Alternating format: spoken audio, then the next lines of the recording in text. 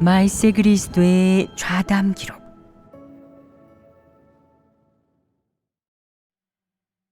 폐괴의 성품을 해결하는 길.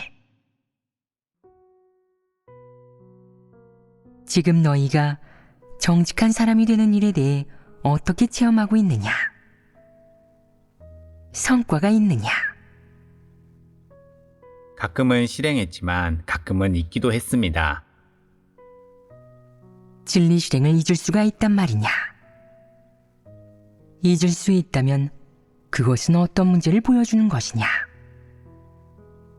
너희가 정말로 진리를 사랑하는 것이냐? 진리를 사랑하지 않는다면 진리 실제에 진입하기가 쉽지 않다. 너희는 진리를 실행하고 정직한 사람이 되기 위해 노력하는 것을 중요하게 여겨야 한다. 어떻게 해야 정직한 사람이 될 수 있는지, 어떤 이성을 갖추어야 하는지에 대해 항상 곰곰이 생각해 보아야 한다. 하나님이 사람에게 정직한 사람이 되라고 요구했으므로 정직한 사람이 되는 것을 가장 중요한 일로 삼아 추구해야 한다. 사람이 어떤 진리를 갖추고 어떤 실제에 진입해야 비로소 정직한 사람이 되고 또 베드로의 모습으로 살 수 있는지에 대해 분명히 알고 이해해야 하며 길을 찾아내야 한다. 그래야 정직한 사람이 되고 하나님이 좋아하는 사람이 될 희망이 있다. 만약 내가 정직한 사람과 솔직하게 말하는 사람, 특히 진리를 받아들이고 추구할 수 있는 사람을 깔본다면, 내가 항상 이런 사람을 깔본다면 너는 긍정적인 사람이 아니라 사악한 자이다. 충성스럽게 본분을 이행하는 사람, 진리를 실행하기 위해 기꺼이 대가를 치르는 사람을 깔볼 수 있다면 너는 부정적인 사람으로 긍정적인 사람이 아님이 분명하다. 사람이 긍정적인 사람인지 아닌지는 구원을 받을 수 있는지 없는지의 문제와 직결된다. 긍정적인 사람인지 아닌지는 사람이 마음속으로 무엇을 동경하고 좋아하느냐에 달려있다. 너는 긍정적인 사물과 부정적인 사물을 분명히 구별하고 경계를 명확히 할 수 있고 옳은 입장에 설 수 있으며 또 하나님의 편에 서고 진리의 편에 설 수 있어야 한다. 그러면 내 마음가짐이 완전히 정상적인 것이며 너는 양심과 이성을 갖춘 사람이다. 만약 내가 진리를 추구하고 기꺼이 대가를 치르고 진심으로 하나님을 위해 헌신하는 사람을 깔본다면 너는 사탄의 편에 선 사람이며 부정적인 인물이다. 어떤 이들은 정직한 사람을 항상 못마땅하게 여기고 무시하고 말재주가 좋고 수단을 부리고 입에 발린 말로 남을 잘 속이며 높은 자리에 서서 거창한 설교를 할 줄 아는 사람을 중요하게 여긴다. 그러면 너는 정직한 사람이 될 수 없다. 너는 바리새인을 본받게 될 것이다. 그러면 너는 진리를 추구하는 바른 길에 들어설 수 없고 외식하는 바리새인에 속한다. 사람은 자신이 좋아하고 동경하는 것을 추구한다. 지금 너희는 마음속으로 무엇을 동경하고 있느냐? 아마 너희 자신도 제대로 알지 못할 것이다. 너희는 좋아하는 것과 혐오하는 것이 분명하지 않은데 어떤 일에서 사탄의 편에 섰는지도 모른다. 가끔 말하는 것이 진리에 부합하지만 행동하면 진리에서 벗어난다. 이는 진리가 없으면 굳게 서지 못하고 왼쪽으로 치우쳤다가 오른쪽으로 치우쳤다가 하며 계속 흔들리게 된다는 뜻이다. 막 설교를 듣고 나서는 진리를 깨달은 것 같아서 바른 길로 가고 싶어 하지만 시간이 지나 내면이 어두워지면 또 치우친 길로 가게 된다. 이런 사람이 올바른 길을 선택할 수 있겠느냐? 설령 바른 길을 선택한다 해도 나아갈 수가 없다. 그의 내적 상태가 정상적이지 않기 때문이다. 그는 진리를 조금도 깨닫지 못한 흐리멍덩한 사람이다. 온종일 얼떨떨해서 입으로는 착한 사람을 좋아한다고 말하지만 일이 닥치면 착한 사람을 깔보고 입으로는 정직한 사람이 되는 것을 좋아한다고 말하지만 일이 닥치면 간사한 사람이 된다. 착한 사람이 이끌면 착한 사람을 따르고 악인이 이끌면 악인을 따른다. 하나님이 이런 사람을 온전케 할 수 있겠느냐? 온전케 할 리 없다. 조건에 한참 미치지 못하기 때문이다. 착한 사람을 깔보고 정직한 사람을 깔보고 정성스럽게 본분을 이행하는 사람을 깔보고 진리를 추구하고 기꺼이 대가를 치르고 고통받는 사람을 깔보면 이런 사람은 착한 사람이 아니다. 양심과 이성이 전혀 없는 사람이므로 구원받을 수 없다. 마음씨가 선량한 사람과 진리를 사랑하는 사람은 속으로 긍정적인 사물을 좋아하고 긍정적인 사람과 접촉하길 좋아하기 때문에 많은 이로움을 얻을 수 있다.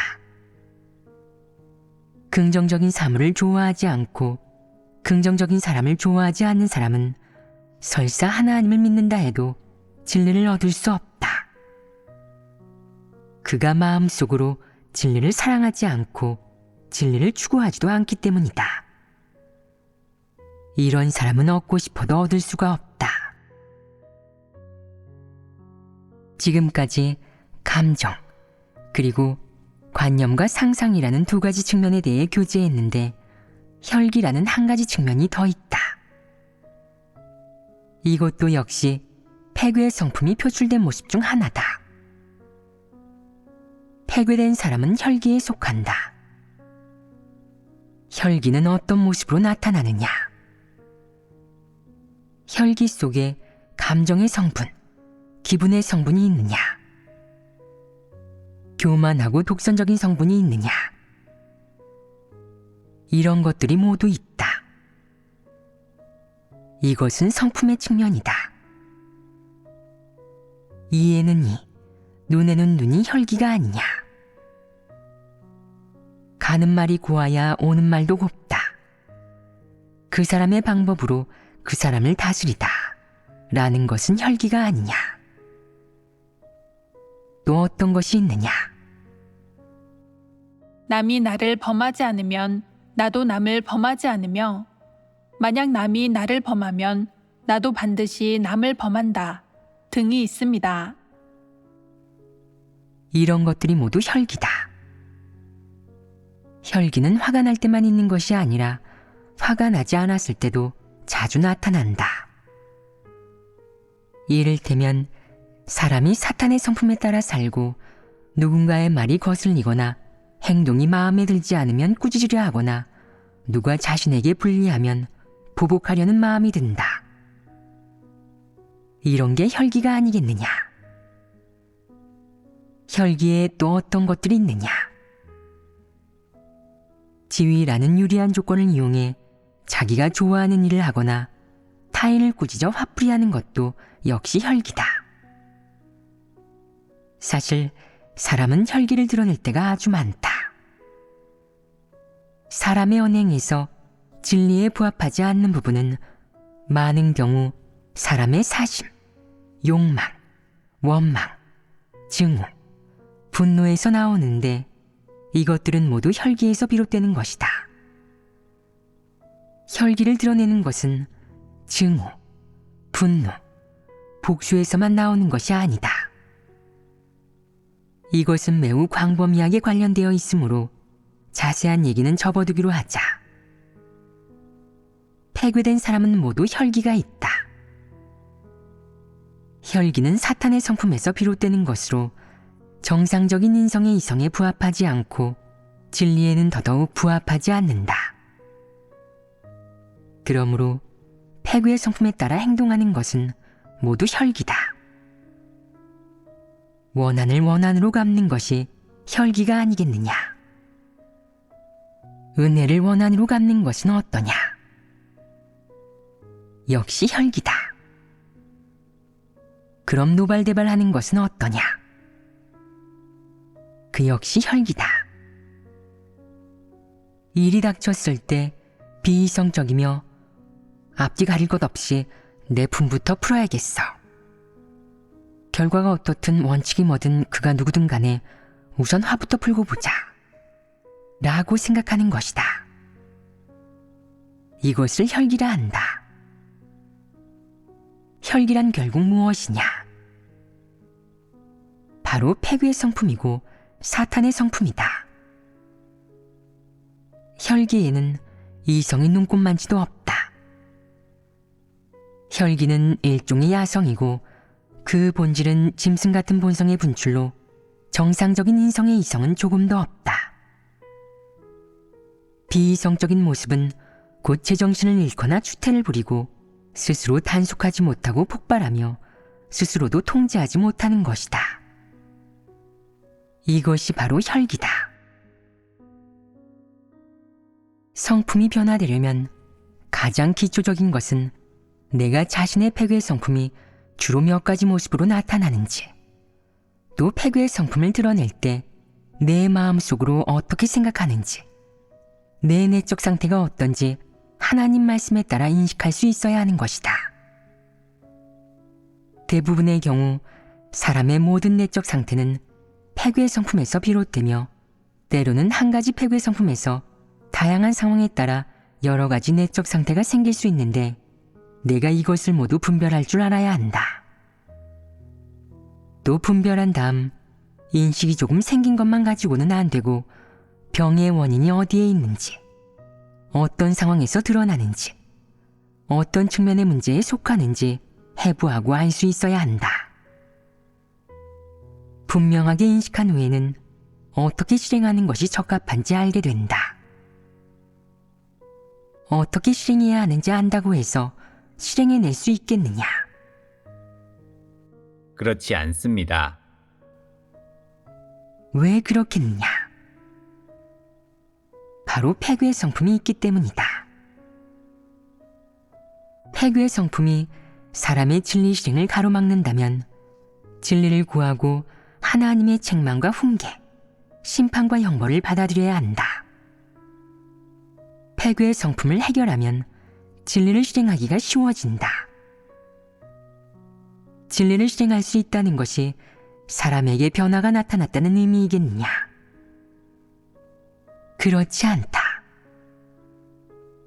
한 가지 일에서 패괴의 성품을 해결했다고 해서 그 패괴의 성품이 나타나지 않을 것이라는 의미가 아니기 때문이다. 이런 것들이 여전히 튀어나와 사람의 진리 실행을 교란하고 가로막을 수 있다.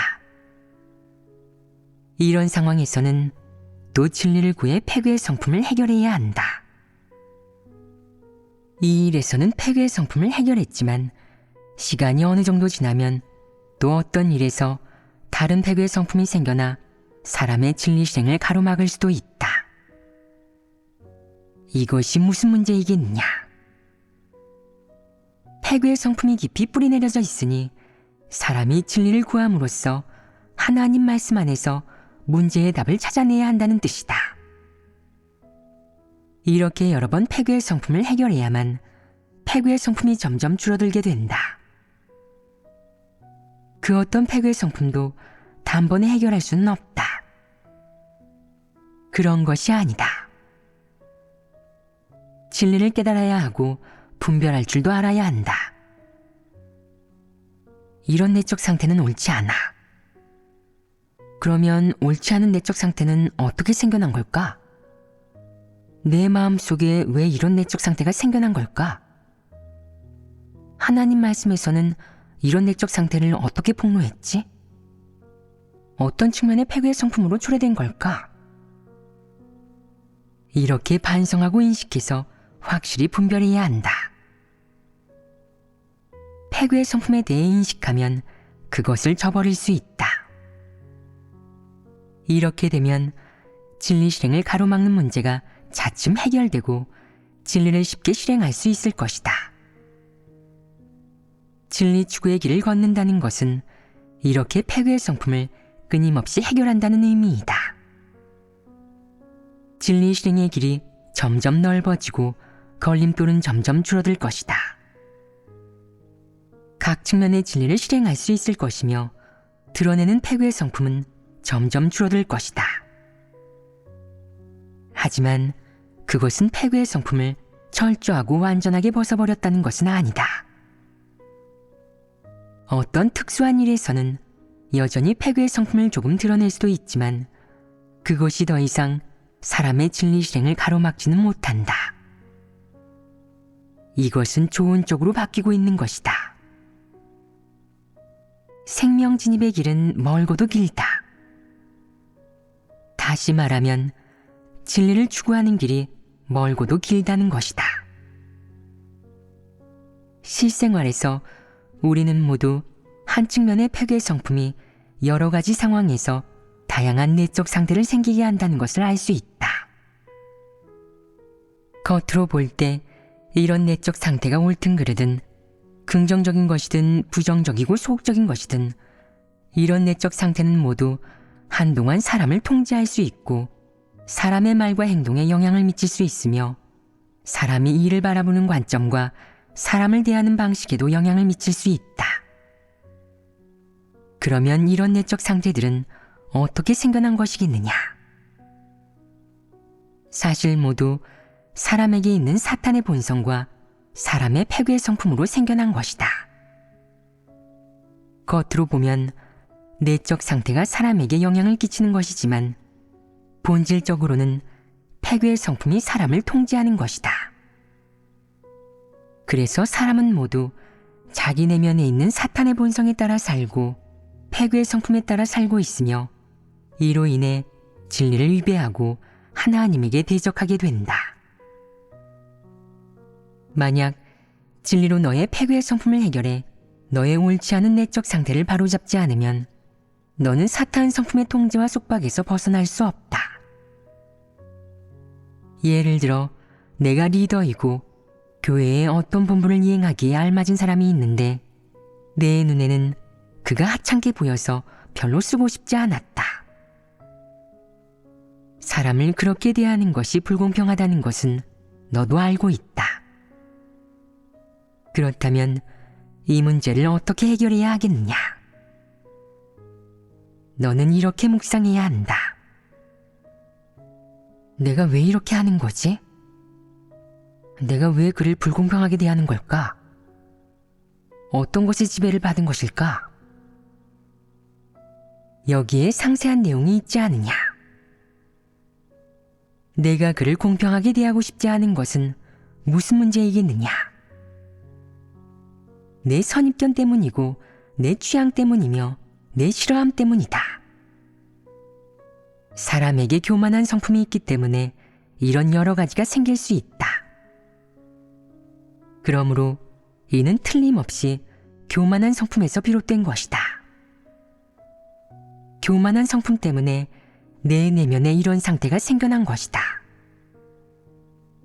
속으로 그를 무시하면서 그의 좋은 점은 얘기하기도 싫고 그를 공정하게 평가하기도 싫고 그에게 적합한 본분이 있어도 그에게 이행하도록 하기가 싫은 것이다.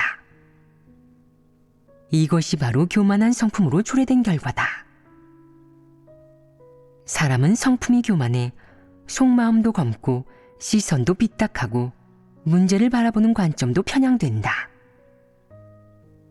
이는 반드시 자기 반성과 자기 인식을 통해 해결해야 한다.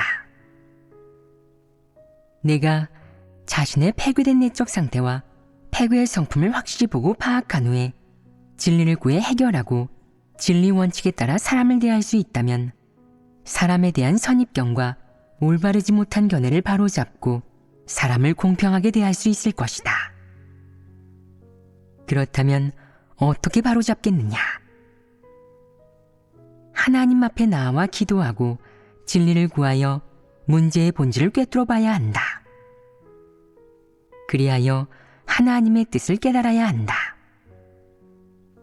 그 다음에는 너 스스로 협력하려는 마음과 자신을 저버리려는 마음이 있어야 한다. 나는 앞으로 그러지 않을 거야. 그가 자질이 좀 부족하기는 하지만 그래도 나는 그를 정확하게 대할 거야. 그가 이 분야의 본분을 이행하기에 적합하다면 그가 이행하도록 안배할 거야. 다른 이가 나와 관계가 좋다고 하더라도 그 본분을 이행하기에 적합하지 않다면 쓰지 않을 거야. 나는 글을 쓸 거야. 라고 스스로에게 말해야 한다. 그런 내적 상태를 바로잡은 것 아니냐. 이것은 한방면의 실행이 아니냐. 이는 한방면의 실행인 것이다. 그렇다면 너는 어떻게 실행할 수 있게 된 것이냐? 내가 협력하지 않고 자신의 주관적 소망을 조금도 내려놓지 않는다면 이러한 결과가 나올 수 있느냐? 절대로 나올 수 없다. 그러므로 사람의 협력이 아주 중요하다. 너는 진실로 협력해야 한다. 즉, 진리를 향해 노력하고 하나님의 요구를 향해 노력해야 한다는 것이다. 내가 그렇게 하려고 선택하지 않고 진리를 향해 노력하지 않으면 협력하지 않는 것이다. 진실한 협력이란 진리에 절대적으로 순종하는 것이다. 진리에 순종하려는 태도와 결심이 있어야만 내가 내 개인적인 속셈과 취향, 이유를 저버릴 수 있다. 그러면 내 잘못된 내적 상태가 바뀌게 된다. 다른 사람의 상황이 어떻든 관계없이 그의 말이 옳고 진리에 부합하는 이상 내가 받아들이고 순종할 수 있다면 그것이 바로 사람을 공평하게 대하는 것이다. 만약 내가 항상 사람에게 선입견이 있고 사람을 업신여긴다면 비록 글을 쓰기는 하지만 그와 대화를 많이 하고 싶지 않고 마음속으로는 여전히 그를 업신여기고 내적 상태가 아직 완전히 돌이키지 못한 것이라면 이는 패괴의 성품의 나쁜 뿌리가 아직 남아있다는 의미이다.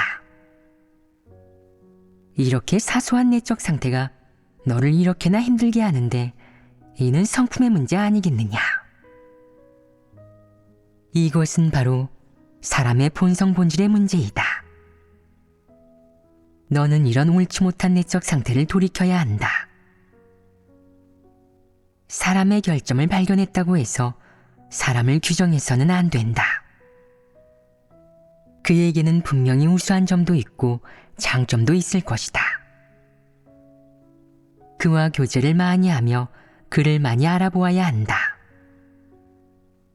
내가 그의 장점을 보게 되고 확실히 그가 이 분야의 본분을 이행하기에 적합하다는 것을 발견하게 되면 너는 점차적으로 자신의 비열함과 부끄러움을 인식하게 된다.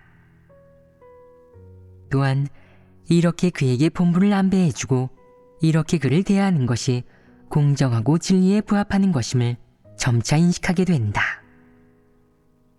그러면 너는 마음이 편안해진다. 그를 언급할 때마다 너는 양심이 편안하고 하나님께 떳떳하고 진리를 실행했다고 생각할 것이다. 시간이 지나면 그에 대한 너의 견해가 바뀔 것이다. 이는 어떻게 달성한 것이냐? 하나님이 한 것이다. 진리가 내 안에서 조금씩 작용하여 너의 내적 상태를 변화시키고 바꾼 것이다. 하지만 이는 시작에 불과하다. 또다시 같은 일이 닥쳤을 때 내가 꼭 같은 방법으로 이 사람을 대했던 것처럼 대할 수 있다고는 할 수 없다. 어쩌면 또 다른 내적 상태가 나타나거나 혹은 다른 환경, 사람, 일, 사물이 나타나 내가 진리를 얼마나 사랑하는지 검증하고 자신의 패괴의 성품과 자신의 소망을 저버리겠다는 너의 결심을 검증할 수도 있다. 이것이 바로 하나님의 시련이다. 언제 어떤 사람을 대하든 너와 관계가 좋은 사람이든 아니면 나쁜 사람이든 너를 가까이 하는 사람이든 혹은 멀리 하는 사람이든 내게 아첨하는 사람이든 혹은 아첨하지 않는 사람이든 그가 어떠한 자질을 가졌든 이 모든 것과 상관없이 내가 모두 공평하고 올바르게 대할 수 있다면 너의 내적 상태는 철저하게 바뀌게 된다. 내가 자신의 상상이나 감정에 따라 사람을 대하지 않고 또한 혈기대로 다른 사람을 대하지 않을 때 너는 이 방면의 진리를 얻게 된다. 아직은 안 된다. 내 내면에 있는 온갖 폐괴의 성품이 아직 내 행동을 통제하고 내 생각과 마음을 통제하고 있다. 그런 것들이 내 내면에서 이미 내 본성이 되어 너를 통제하고 있고 진리는 아직 내 생명이 되지 못했다. 너는 그저 어느 정도의 좋은 행위만 있을 뿐이다. 하지만 좋은 행위의 이면에 내가 드러내거나 내 마음속에 품고 있는 갖가지 내적 상태와 마음은 모두 내 폐괴 성품에서 비롯된 것으로 진리에 부합하지 않는다. 너의 이런 내적 상태와 모든 마음이 이성적으로 변해 원칙과 진리에 부합하게 되고 폐괴 성품이 내 마음과 행동을 통제할 수 없게 된다면 너의 성품에 참으로 변화가 나타난 것이다. 너는 자신의 폐괴 성품을 저버리거나 자신을 억제할 필요 없이 곧바로 진리 원칙에 따라 일을 처리할 수 있다. 자신이 이렇게 하는 건 당연하고 진리를 실행하는 것이 조금도 힘들지 않다고 생각할 것이다. 그러면 진리가 내 생명이 된 것이다. 너희는 아직 안 된다. 아직 한동안 더 추구해야 한다. 도리를 조금 깨닫고 열심만 조금 있는 것으로는 안 된다. 여전히 분량이 너무 작은 것이다. 하나님 말씀을 체험하고 진리를 실행하고 체험 간증을 얘기하고 진실한 인식에 대해 얘기할 줄 알아야 한다. 그러면 실제가 있는 것이다. 그것이 바로 실제 분량이다. 지금 대부분의 사람들이 간증할 줄 모르고 체험이 너무 얄팍하다. 하나님 말씀을 많이 읽고 설교를 많이 듣고 찬양을 많이 배워야 한다. 많은 일을 체험한 후에 하나님 말씀을 진정으로 깨닫고 하나님 말씀이 너무나 실제적이고 사람의 생명이 되기에 너무나 충분하고 사람이 온전히 진정한 사람의 모습으로 살 수 있게 하고 각종 사탄의 시험에 대응할 수 있게 한다는 점을 알게 된다. 이런 사람만이 분량이 있는 사람이고 진정으로 하나님의 백성이 된 것이다. 많은 사람들이 진리를 교제할 줄 모르고 체험 간증을 얘기할 줄 모른다. 이것은 진리가 아직 사람의 생명이 되지 못했기 때문이다. 그래서 사람의 삶은 힘들고 가련하고 또 추하기 그지없고 서글프다. 폐괴의 성품은 사람에게 무엇을 가져다 주느냐? 고통, 증오, 원한, 소극적인 마음, 교만, 독선, 거짓말, 속임수, 간사함, 오만함이다. 또 때로는 자포자기하고 억지 논리를 말하며 반항하게 한다. 또 때로는 자신이 불쌍하고 의지할 곳 없다는 생각에 가련한 모습을 보이기도 한다.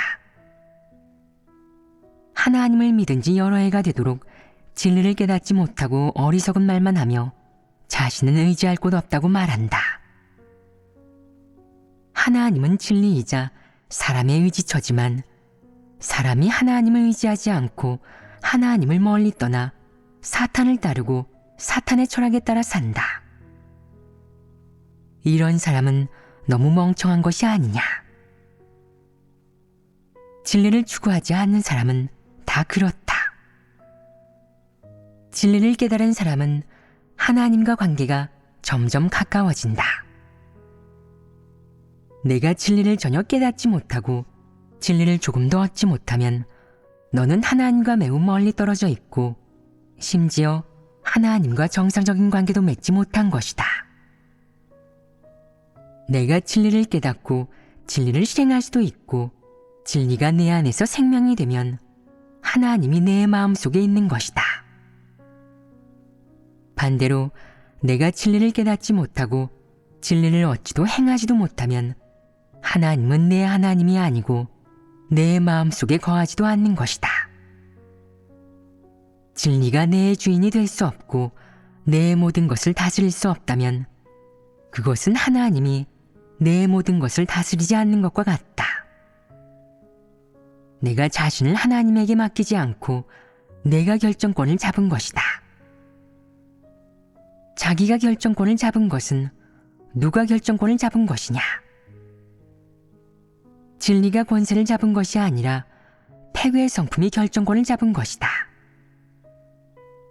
내 언행, 처세, 본분 이행과 사람에 대한 태도, 심지어 매일의 생활과 입고 먹는 것 등 이 모든 일을 내가 머리를 짜내 궁리할 필요 없이 하나님 말씀과 진리 원칙에 따라 처리할 수 있게 된다면 너는 진정한 사람의 모습으로 사는 것이며 진리를 얻은 것이다.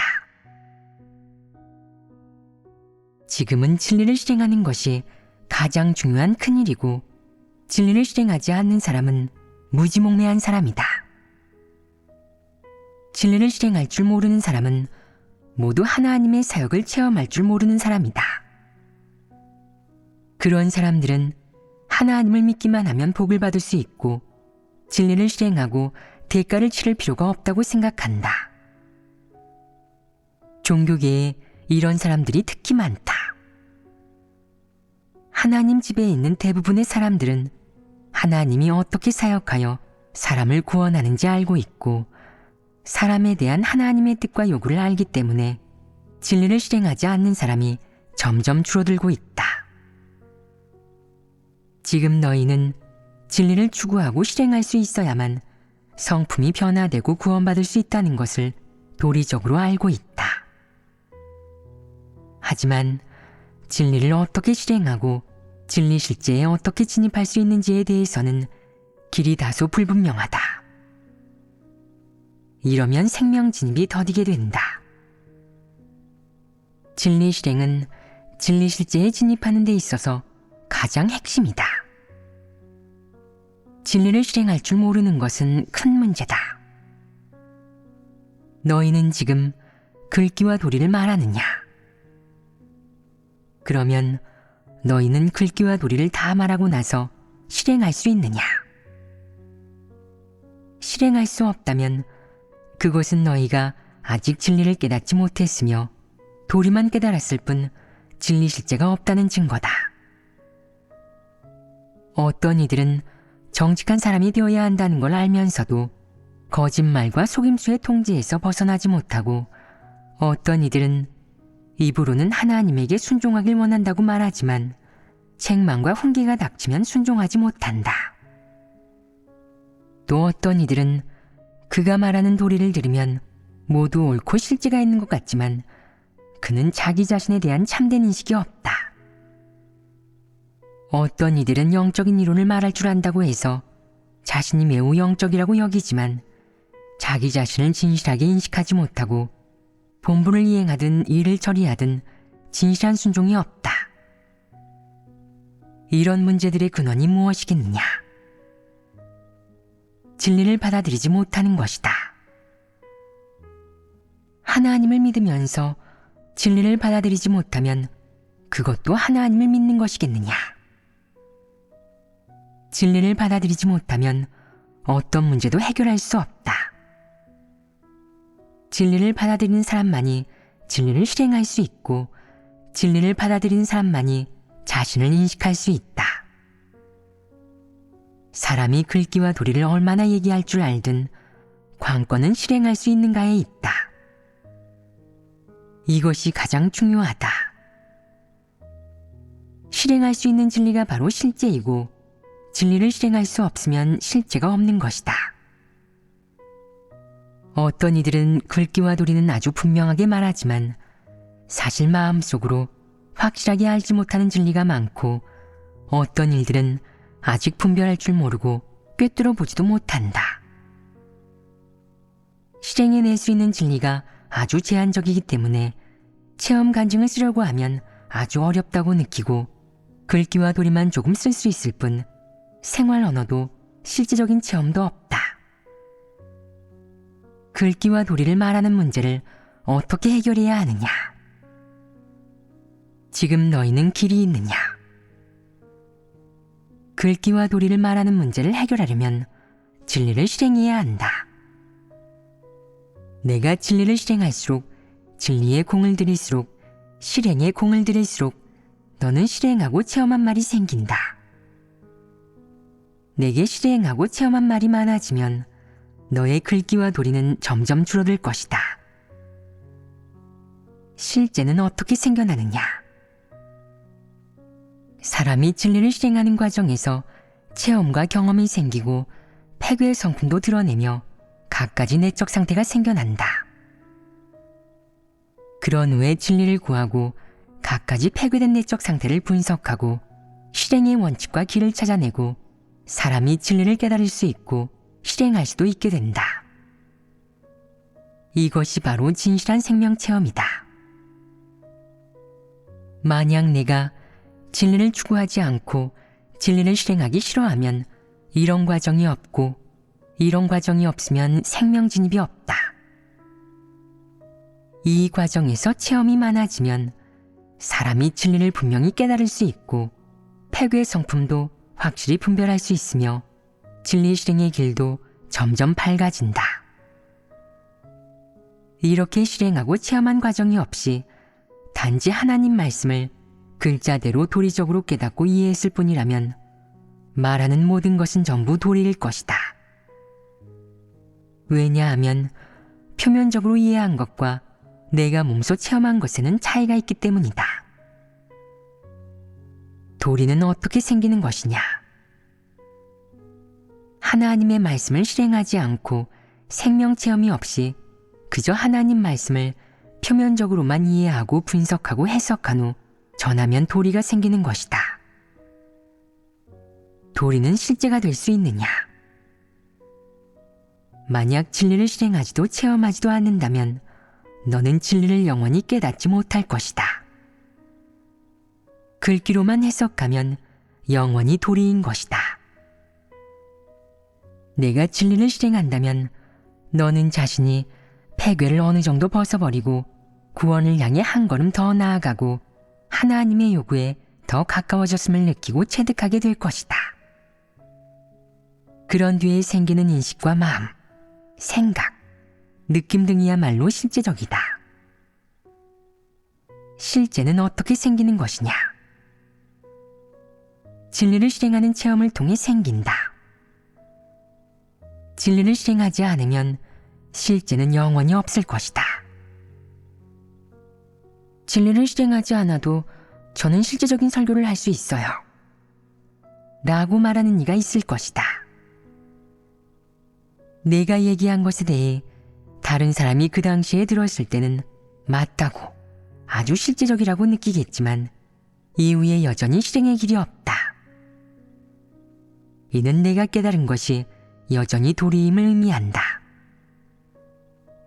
하나님의 말씀을 실행하지 않고 진리에 대한 실제적인 체험과 인식이 없다면 다른 사람에게 내가 예상치 못한 내적 상태가 생겼을 때 너는 어떻게 해결해야 할지 모를 것이다. 사람이 진리를 적게 실행하면 진정으로 진리를 깨달을 수 없다. 오로지 진리를 많이 실행해야 진정으로 진리를 깨달을 수 있고 그래야 진리를 실행하는 원칙을 파악할 수 있다. 내가 진리에 대한 체험이 없다면 당연히 도리를 얘기할 줄밖에 모른다. 내가 어떻게 규례를 지키면 너는 다른 사람에게도 그렇게 규례를 지키라고 알려줄 것이다.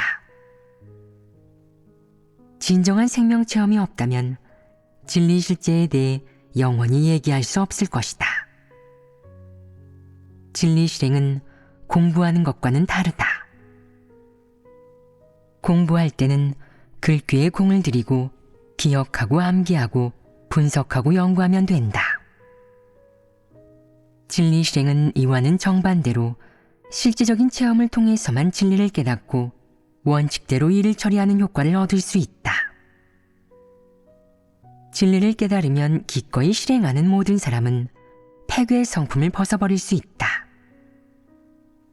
진리를 많이 실행할수록 폐괴의 성품도 많이 벗어버릴 수 있다. 진리를 깨닫고도 실행하지 않는 사람은 폐괴의 성품을 영원히 벗어버릴 수 없다.